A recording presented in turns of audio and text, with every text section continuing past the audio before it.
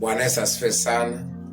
Mungu ni mwema, alinipa kibali cha kusema na wewe katika siku njema ya leo, ili zaidi ukapate kutambua ni yapi hasa ya kupasayo kufanya na kuendelea kujifunza, ili tukapate kubarikiwa na kuvushwa na kwenda hatua iliyo kubwa zaidi katika nyakati hizi na katika habari za kukulia wokovu. Bwana amenipa neema ya kusema na wewe katika siku njema ya leo, na zaidi usikose kusubscribe, comment, like na kushare, ili ujumbe wa Mungu upate kuwafikia wengi, wengi wapate kubarikiwa na wengi wapate kuinuliwa na wengi wapate kuokolewa kwa ajili ya utukufu wa jina la Bwana. Bila kupoteza muda, nitaenda kufundisha madhara ya kutomtolea Mungu sadaka shukrani. Madhara ya kutokumtolea Mungu sadaka shukrani. Lazima uwe na siku ya shukrani, siku maalum. Pengine hata umejitengea siku ya kumshukuru Mungu, na hata kama hujajitengea, lazima uishi maisha ya shukrani kila siku. Kitabu cha Zaburi sura ya 50:14 anasema, mtolee Mungu zabibu za kushukuru, mtimizie aliye juu nadhiri zako. Sadaka ya shukrani ni tendo la kutambua wema wa Mungu. Sadaka ya shukrani ni tendo la kutambua mema ambayo Mungu amefanya katika maisha yako. Sadaka ya shukrani ni tendo la kutambua rehema za Mungu katika maisha yako. Sadaka ya shukrani ni tendo la kutambua ulinzi wake katika maisha yako. Ni tendo la kutambua baraka zake katika maisha yako. Kwa unapomtolea Mungu kwa moyo wa kushukuru, unapotoa mbele za Mungu kwa moyo wa shukuru, unaonyesha ya kuwa unamtegemea yeye, wala au usitegemee akili zako mwenyewe. Lakini yote azuiaye kumtolea Mungu kwa moyo wa shukrani, maana yake mtu huyo anatafsiri kwamba, au anaongea kwamba, hata kama ongei, ni ishara kwamba mtu huyo anategemea na anategemea akili zake mwenyewe. Kutoa sadaka shukrani sio kwamba Mungu anahitaji mali alizokupa, na of course sio kwamba Mungu anahitaji vitu kutoka kwako, bali utoaji, kutoa sadaka shukrani, kumtolea Mungu shukrani, kufanya kwa shukrani, kufanya kwa moyo wa shukrani, ni tendo la kutambua kwamba Mungu ndiye chanzo cha kila kitu ulicho nacho, ndiye chanzo cha afya ulionayo, ndiye chanzo cha familia ulionayo, ndiye chanzo cha watoto ulionao, ndiye chanzo cha huduma ulionayo, ndiye chanzo cha maisha yote. Sasa kuna madhara ya kutokumtolea Mungu sadaka ya shukrani. Kuna madhara, kuna faida zake, lakini pia kuna madhara. Na leo anavyosema na wewe, unabidi pia utambue madhara, kwamba hivi ni madhara yapi mtu atakutana nayo asipomtolea Mungu sadaka ya shukrani, asipomtolea Mungu kwa kushukuru. Anasema, ingieni marangoni mwake kwa shukrani, nywani mwake kwa kushukuru. Lazima uingie katika malango kwa shukrani. Madhara ya kumtolea Mungu, ya kutokumtolea Mungu sadaka ya shukrani. Zara la kwanza, tunapoteza nafasi ya kumheshimu. Ukikosa kumtolea Mungu sadaka ya shukrani, unapoteza nafasi ya kumheshimu. Mtu ambaye ana moyo wa shukrani, maana yake ni kwamba mtu huyo anamheshimu Mungu.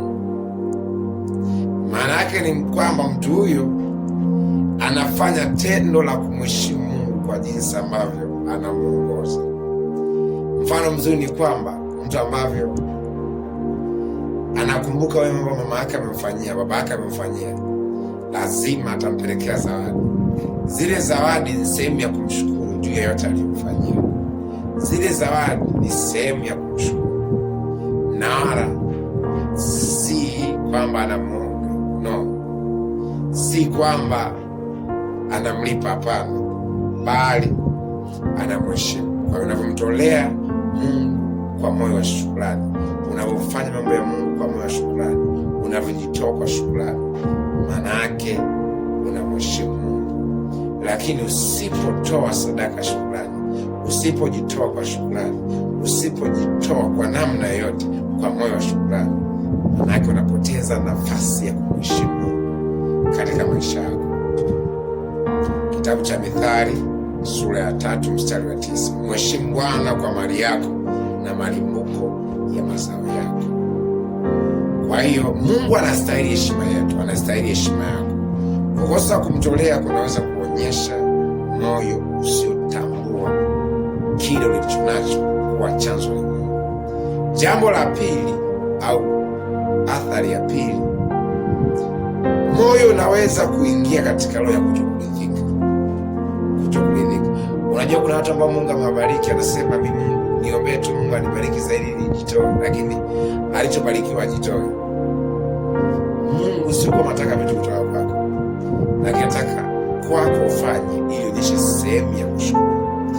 Kwa hiyo usipofanya sadaka au usipotoa sadaka shukrani, moyo unaweza ukaingia katika roho ya kutokuridhika. Kumbukumbu la Torati sura 8 mstari wa 11 hadi 14.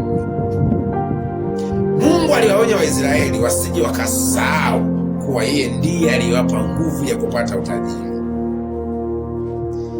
Kwa hiyo kuna mtu anasahau kumshukuru Mungu baada ya kuinuliwa, baada ya kubarikiwa, anasahau, anasahau kabisa chanzo cha baraka yake. Kwa hiyo kuna mtu anasahau kwamba baada ya Mungu kumponya, Mungu kumvusha, Mungu kumbariki na Mungu kumuinua, anahitaji mtu huyu arudi kutoa shukrani. Yesu alipokutana na wale wakoma aliwauliza, walimwambia apate kuwaponya. Yesu akamwambia, kajionyesheni kwa makuhani. Walikuwa ni 10. Walivyoenda kujionyesha katika kwenda wakaponywa, yule mmoja akarudi. Yesu akauliza, je, hawakuponywa wote 10? Kenda wao wapi? Bwana akamwambia, enenda zako kwa imani, kwa amani, imani yako imekuponya. Unaweza ukaponywa, lakini kwa sababu umekosa kurudi kwa kushukuru, muujiza uliopokea ukapotea. Kwa hiyo mtu anayesahau kumshukuru Mungu anasahau chanzo cha alichonacho ni nani. Watu wengi baada ya kuinuliwa, baada ya kubarikiwa, baada ya kupewa neema fulani, baada ya kuponywa, baada ya kuinuliwa, wanakosa kujua kwamba chanzo cha yote ni Mungu, na wanakosa kujua kwamba lazima ingia katika malango ya Mungu, lazima waende mbele za Mungu kwa moyo wa shukrani, na zaidi wafanye tendo la kumshukuru Mungu, watoe sadaka ya shukrani. Kwa hiyo kuna madhara zaidi. Jambo la tatu, unapunguza ushirika wako na Mungu katika ibada. Mungu anahitaji utoe, anasema itoeni miili yenu iwe dhabihu ya kweli na ya kumpendeza Bwana. Kwa hiyo kuna wakati Mungu anahitaji wewe uwe dhabihu ya kweli na sehemu ya shukrani, na sehemu ya shukrani. Sadaka ni sehemu ya ibada. Ndio maana usipojua umuhimu wa sadaka, mwana wa Mungu, ni vigumu kupandishwa viwango vingine zaidi. Kuto kutoa kwa moyo wa shukrani unaweza kuwasi namna unavyomkaribia Mungu. Kuto kutoa kwa moyo wa shukrani unaweza kukasi namna unavyomkaribia Mungu.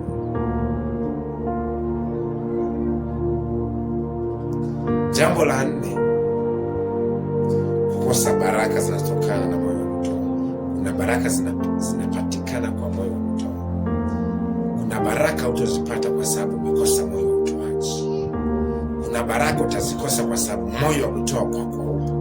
Kitabu cha Luka 6:38 asema, wapeni watu vitu nanyi mtapewa. Sasa ikiwa wewe hawapi watu vitu, hauna moyo wa kutoa, hauna moyo wa utoaji, hauna moyo wa kushukuru, hauna moyo wa utoaji, hautoi kwa kushukuru, hautoi kwa moyo wa shukrani, hawapi watu vitu kwa moyo wa amani, utapataje kupata vitu?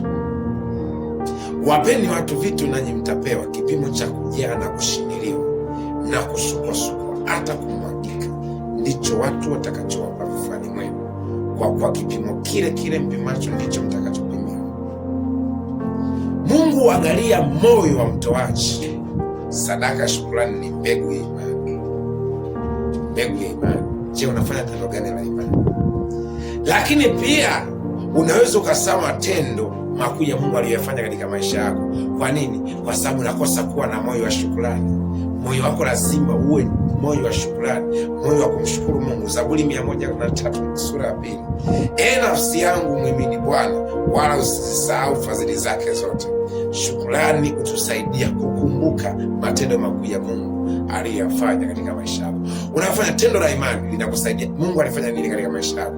Unasaidia kukumbuka. Mtu ambaye hana moyo wa shukrani, mtu ambaye atambui umuhimu wa shukrani katika maisha yake, maana yake mtu huyo ni vyepesi kusahau matendo ambayo Mungu ameyafanya katika maisha yake. So kuna faida ya kushukuru, kuna faida ya kumtolea Mungu sadaka ya shukrani. Faida ya kwanza, huonyesha moyo wa unyenyekevu. Sadaka ya shukrani inaonyesha moyo wa unyenyekevu. Sadaka ya shukrani, jambo la pili, inafungua moyo wa kumwabudu Mungu kwa kweli. Kuna watu wengine wanaingia katika ibada wanashangaa ana moyo wa kumwabudu Mungu, kwani moyo wako si wa shukrani, au ingii marangoni mwa Bwana kwa moyo wa shukrani. Jambo la tatu ni kuongeza furaha na imani ndani yetu. Unahitaji kwenda katika viwango vikubwa zaidi, milango ya baraka yako ipate kufunguka. Jifunze kuwa ni mtu wa shukrani. Unahitaji kupiga hatua zaidi katika huduma yako, katika uchumi wako, katika maendeleo ya ndoa yako, katika maendeleo ya familia, katika elimu yako. Jifunze kumshukuru Mungu kwa kila jambo, katika kila hali. Jifunze kumshukuru Mungu, jifunze kumkumbuka Mungu, kuna kumshukuru Mungu kwa matendo makuu aliyokutendea. Kwa hiyo sadaka ya shukrani si biashara, bali ni lugha inayosema, Bwana, ninakukumbuka wewe ndiye chanzo cha yote niliyonayo. Sadaka ya shukrani sio biashara na Mungu, ni lugha ya roho inayosema, Mungu, kwa hivi nilivyo navyo ni wewe uliye chanzo. Mungu akusaidie neema zaidi ya kufanya aliyo makuu zaidi. Mwambie Bwana zaidi akusaidie moyo wa kumshukuru yeye.